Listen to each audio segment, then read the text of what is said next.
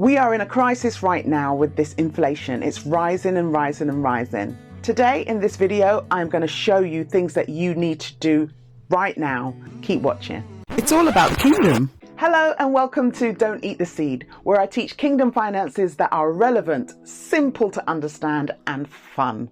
Well, today we are continuing our series on inflation. This is video 3. If you haven't seen the previous 2 videos, please go back and watch it from the beginning. You're going to need this information. It's so simple and you'll be able to do everything that I suggest in a matter of minutes. Now, today we can see that there's a great amount of money printing going on both in the UK and in the USA, but mainly in the USA. So I'm going to take you through a few things that you need to do and think about really seriously before you go any further with your finances so that you don't get completely wiped out. The first one is I want you to look at your stocks, anything that you have in American stock. America is on borrowed time. We believe that the dollar is absolutely going to crash very soon. Everything's going to go down the hill. So what we want you to do is we want you to prepare. Look at your stocks.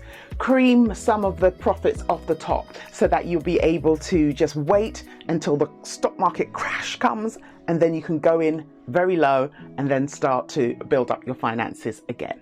Taking some of your profits from your stocks and shares is very important, especially if you're a baby boomer. That's basically if you're coming up to retirement in the next 3, 4, 5 years. What happens is that everybody will be drawing down from their pension, which is usually put into the stock exchange at the same time. So this is going to make stocks plummet at the same time, and then everybody of that age group in their 60s going on 65, they will be suffering after saving all that time for retirement. They will have no money. So please do cream off some of the profits now. The next thing to do is to fix your mortgage. You need to fix this mortgage because the number one way that governments usually try to beat inflation is by putting up interest rates.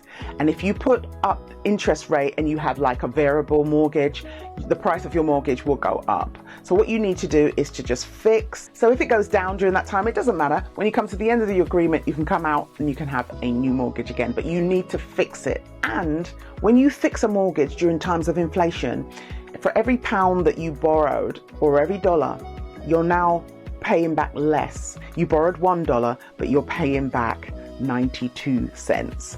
Or 92 pence. I know, it's kind of cool. It's the only time when you're having debt and inflation is actually paying for people who actually have debts. So that's another thing that I want you to do. I want you to start paying off your debts. If you don't know how to do that, I have some resources for you down in the description. You can click on there and it's called Smash Your Debt. It's a quick way to just smash your debt in a short space of time. So you can click and get that there.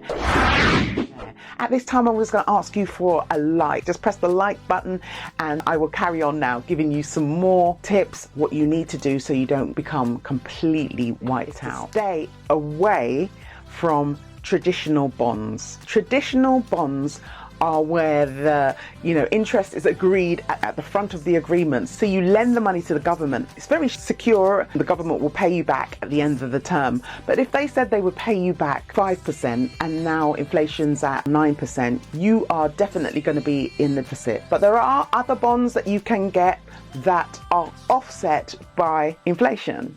Now you need to ask your financial advisor about those ones. So as you can see, there's definite winners and losers during inflation.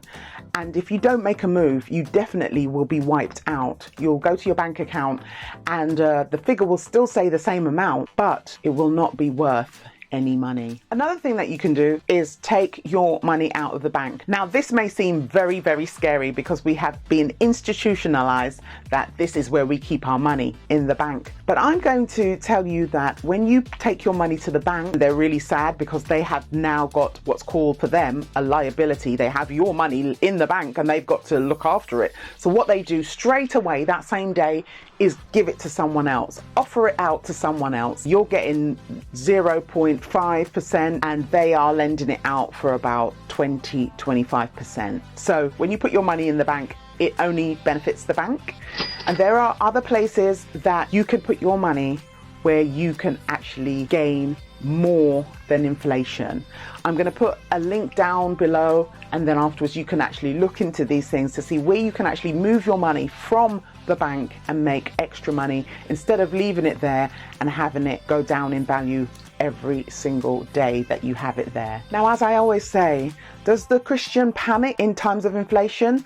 No, we don't panic, we just prepare. Now, nobody wants to get wiped out, do we? We're going to have to make moves so that we can save our money. I don't want you to try and find this video after inflation's getting really, really bad and you think, where is that girl's video that Michelle made? I actually want you to make these moves today. And you're asking, Michelle, how can I inflation proof my finances? And there's 4 ways. You can try these 4 ways. I'm using them. You can use them too. And I want to go through them right now in this video. Take care. See you on the next video. Bye bye.